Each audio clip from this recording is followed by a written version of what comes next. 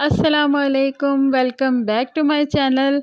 तो जी मेरे व्यूवर्स, आप सब कैसे हैं? उम्मीद करती हूँ कि आप सब ठीक-ठाक होंगे और आपका रमज़ान कैसा गुज़र रहा है। अल्हम्दुलिल्लाह मेरा रमज़ान बहुत ज़्यादा अच्छा गुज़र रहा है, क्योंकि मौसम जो इतना अच्छा है और रोज़े का बिल्कुल भी पता ही नहीं लगता सारा दिन कि कैसे रोज़ा झट से गुज़र गया। तो जी अब है सहरी का टाइम, और मैं सहरी के टाइम में उठी हूँ। मैंने 2 नफ़ल नमाज़ अदा किए हैं और उसके बाद मैं किचन में आ गई हूँ और मैं अब तैयार कर रही हूँ अपनी सहरी। मेरी बड़ी बेटी तो मेरी बीमार है, क्योंकि उसको बुखार हुआ है, तो फिर उसे मैंने कहा कि तुम रोज़ा नहीं रखो। तो फिर अब मैं, मेरी बेटी मनाहिल और मेरे हस्बैंड, हम तीनों रोज़ा रख रहे हैं। बाकी 2 बेटियाँ तो अभी छोटी हैं ना, इसलिए वो अभी रोज़ा नहीं रखती हैं। तो फिर मैं इधर अपनी सहरी तैयार कर रही हूँ। जल्दी-जल्दी से मैंने पराठे तैयार किए और साथ मैंने सालन जो है वो मैंने उनको दे दिया। मेरा तो सहरी में बिल्कुल भी सालन खाने को दिल नहीं करता, इसी वजह से मैंने अपने लिए आलू का पराठा बनाया और साथ चटनी वो मैंने फिर खाई। क्योंकि मेरा बिल्कुल भी आधी रात को सालन वग़ैरह खाने को कुछ दिल नहीं करता, या तो फिर मैं अपने लिए एग एग वग़ैरह बना लेती हूँ। तो अब इस टाइम मैं पराठे बना रही हूँ और साथ ही साथ मैं बाकी सबको भी जगा रही हूँ, जो दोनों ने रोज़ा रखना था। तो पूरी रात इसी तरह ही गुज़र जाती है सहरी के इंतज़ार में, क्योंकि जैसे ही रोज़ा इफ्तार होता है फिर मुझे कुछ वीडियो एडिटिंग करनी होती है और फिर उसके बाद नमाज़ अदा करनी होती है, तरावी अदा करनी होती है। तो फिर काफ़ी ज़्यादा रात हो जाती है, तो फिर बाद में नींद ही नहीं आती। यही टेंशन रहती है कि सहरी का वक़्त गुज़र ही ना जाए। तो फिर मैं इधर अब अपने पराठे तैयार कर रही हूँ और साथ ही साथ मैं आपसे बात कर रही हूँ। ये वक़्त है ना, इतना ज़्यादा सर्दी का वक़्त होता है कि अक्सर ही रोज़ सहरी के टाइम जो है वो बारिश शुरू हो जाती है। तो इतनी ज़्यादा सर्दी हो जाती है, तो ये ऐसा होता है कि हमें स्वेटर इस्तेमाल करना पड़ता है, या फिर गर्म शॉल के बगैर तो बिल्कुल भी खड़े नहीं हुआ जाता।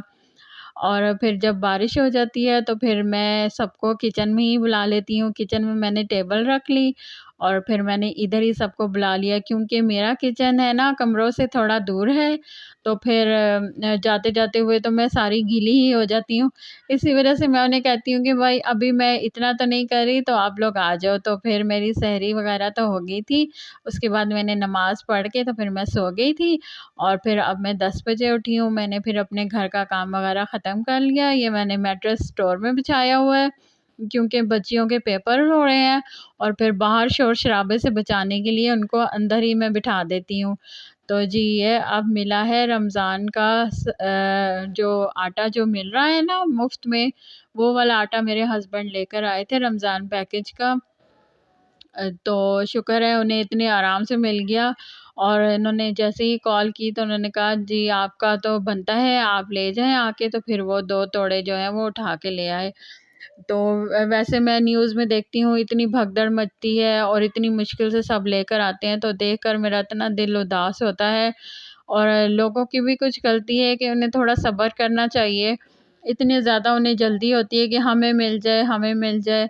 कुछ हमारे अवाम की भी गलती है कि वो इतने ज़्यादा बेसब्री दिखाते हैं, और फिर कुछ हमारी हुकूमत की भी गलती है कि उन्हें चाहिए कि या तो मुफ़्त आटा ना दें, आटे की ही कीमत वो जो है थोड़ी लेस कर दें, और या फिर इस तरह का कोई सिस्टम रखते कि आवाम को इतनी मुश्किलात का सामना ना करना पड़ता। और देख के इतना मेरा दिल उदास होता है और खून के आंसू बल के रोता है कि रिस्क के लिए इंसान क्या-क्या कुछ पापड़ इंसान को बेलने पड़ते हैं। तो जी अल्लाह सबके लिए बस आसानियाँ पैदा करे। और ये मैंने आज अपना घर धो दिया है, क्योंकि रोज़ ही तकरीबन मुझे अपना फ़र्श धोना पड़ता है। इतनी कच्चा फ़र्श है ना, तो इतनी ज़्यादा मिट्टी और बारिश की वज़ह से इतना गंद हो जाता है, तो वैसे भी मुझे रोज़ ही तकरीबन धोना पड़ता है। तो इधर ये जो है गुलाब के फूल खिले हुए हैं, और ये पौधा इतने मज़े का है, इसमें तकरीबन ना 2-3 कलर्स के फूल निकलते हैं। एक कलर का नहीं होता, कोई येलो है, कोई पिंक है, कोई पर्पल है, इस तरह के फूल निकलते हैं इसमें। और ये अभी मेरे हस्बैंड ने नया पौधा लगाया है, इसमें भी अच्छा सा ये इतना प्यारा फूल निकल रहा है। तो जैसे ही ये बड़ा होगा तो फिर इसको गमले में शिफ्ट कर देंगे। और ये लेमन का पौधा है। लेमन के पौधे में पता नहीं क्यों लेमन ही नहीं आ रहे, हालाँकि इसकी इतनी केयर होती है और इसको पानी देते हैं, खाद वगैरह डालते हैं, लेकिन फिर आप बताइए इसके लिए कोई टिप कि इसमें मेरे लेमन आने लगें। तो अब इतना अच्छा मौसम हुआ है, घने बादल आए हुए हैं, लेकिन अभी बारिश तो नहीं हुई थी क्योंकि सहरी के टाइम बारिश हो चुकी थी। अभी बारिश तो नहीं हुई, लेकिन इतने प्यारे बादल आए हुए हैं, ऐसे लग रहा था जैसे कि आसमान पे किसी ने पेंटिंग की हुई है। बहुत ही प्यारे लग रहे थे बादल। इसके बाद मेरी बेटी आयशा जो है वो स्कूल से आ गई। तो तकरीबन 12:15 बजे उसे छुट्टी हो जाती है, पता ही नहीं लगता, ऐसे लगता है अभी गए और अभी आ भी गए बच्चे। उसको बहुत ज़्यादा भूख लगी हुई थी और इसने इतना शोर मचाया हुआ था कि मुझे जल्दी से कुछ खाने को दे दो।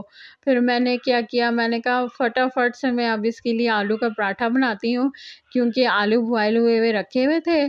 तो क्योंकि भूखे हुए स्कूल जाते हैं ना, सुबह कुछ भी खा के नहीं जाते, ये बस दूध का 1 गिलास पिया और भाग गए। तो फिर इस टाइम जब ये आते हैं तो इनका इतना बुरा हाल हुआ होता है, क्योंकि रोज़ तो ये लंच लेके जाते हैं, लेकिन रमज़ान में ये है कि इनको ब्रेक टाइम नहीं देते स्कूल वाले। तो जब ये लोग आते हैं तो इतनी इनको भूख लगी हुई होती है, तो फिर मैंने पराठा इसके लिए तैयार किया और साथ ही साथ वो मुझे इतनी आवाज़ें दे रही थी कि मेरे लिए जल्दी ले आएँ, जल्दी ले आएँ। तो मैंने कहा भई मेरे अब 2 ही हाथ हैं ना, मैं क्या-क्या कुछ काम अब पूरे करूँ। तो देख लीजिए अब एक औरत क्या होती है ना, आयरन लेडी ही होती है ना, उसके एक हाथ इधर होता है, एक उधर होता है, तो उसके फ्राइज़ कितने ज़्यादा होते हैं। आप लोग भी इस बात को समझा करें कि औरत के लिए बहुत ज़्यादा ज़िम्मेदारियाँ होती हैं। अक्सर ही औरत को क्रेडिट नहीं मिलता, यानी उसको बस क्या चाहिए होती है, थोड़ी तवज्जो और थोड़ी तारीफ़। तो इसके लिए अब तैयार हो गया है पराठा और साथ ही साथ मैंने दही की चटनी तैयार कर ली इसके लिए, जो कि इफ्तारी के वक़्त की ही थी। अब मैं उसे देने जा रही हूँ, साथ ही साथ मुसलसल मैं उसकी आवाज़ें भी सुन रही हूँ कि जल्दी लेकर आएँ, जल्दी लेकर आएँ। तो आयशा तो हस्बे मामूल बैठी हुई नेट देख रही है और साथ ही साथ अब अपना खाना खाएगी ये, और अलीज़ा बैठी हुई है साथ उसको देख रही है।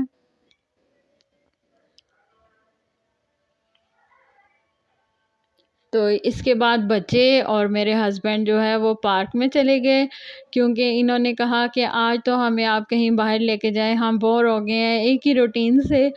बोर तो मैं भी हो गई थी, लेकिन ये है कि मेरा रोज़ा था और मेरी बिल्कुल हिम्मत नहीं थी कि मैं रोज़ा रख के और घूमने भी जाऊँ। तो मैंने कहा नहीं, मैं तो नहीं जा रही, आप लोग ही चले जाएँ। तो फिर ये लोग हस्बैंड और बच्चे ये जो हैं ये फिर पार्क में आए, बस थोड़ी ही देर घूमे और फिर उसके बाद घर आ गए। तो आयशा ने झूले लिए, बाकी बच्चों ने भी झूले लिए और थोड़ी देर घूम फिर के फिर ये घर आ गए और मैं जो हूँ घर में अभी इफ्तारी की तैयारी कर रही थी और फिर मैं घर पे ही थी।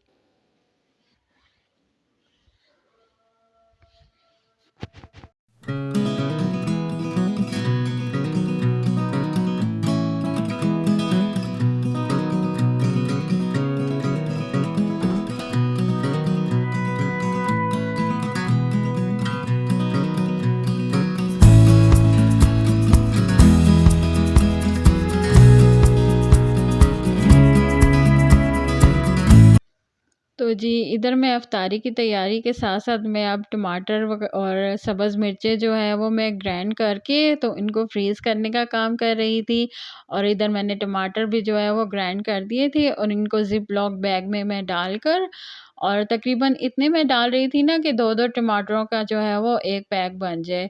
अब इनको मैं बास्केट में रख के तो इनको मैं फ्रीज़ कर दूँगी और हर हांडी में जब भी मैंने यूज़ करना होगा तो 1 पैकेट निकाल के मैं यूज़ कर लूँगी।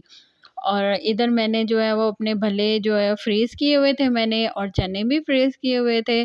तो इनमें मैं जो है वो बॉयल पानी डाल रही हूँ ताकि ये डिफ्रॉस्ट हो जाएँ और फिर मैं इनके भल्ले तैयार कर सकूँ। अब मैंने आलू भी बॉयल कर लिए और अपने मज़ेदार दही भल्ले जो अब रेडी हो चुके हैं।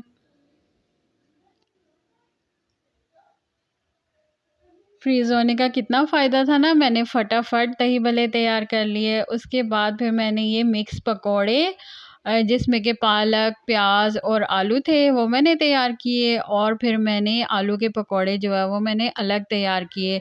और बारिश के मौसम में तो पकोड़े खाने का वैसे भी बहुत मज़ा आता है। और इधर मैंने अचार गोश्त तैयार किया जो कि एक जुगाड़ था। अभी मैं आपको जाके बताती हूँ कि ये मैंने कैसे तैयार किया। तो अभी इधर मैं जल्दी से पकोड़े मैं बना लूँगी और फिर आपके साथ अभी रेसिपी मैं शेयर करूँगी कि मैंने ये किस तरह बनाया। तो ये मैंने टमाटर, प्याज़ तैयार कर लिए। अब देगची में मैंने ऑयल डाला और उसमें मैं अब प्याज़ डाल दूँगी। प्याज़ डाल के मैं इनको अब अच्छे तरीके से ब्राउन कर लूँगी। जैसे ही थोड़ा-सा इनका मतलब कलर चेंज हो जाएगा थोड़ा, फिर मैंने इसमें टमाटर डाल दिए और फिर मैंने इसको अच्छे तरीके से जो है वो मैश कर लिया टमाटरों को चमचे की मदद से।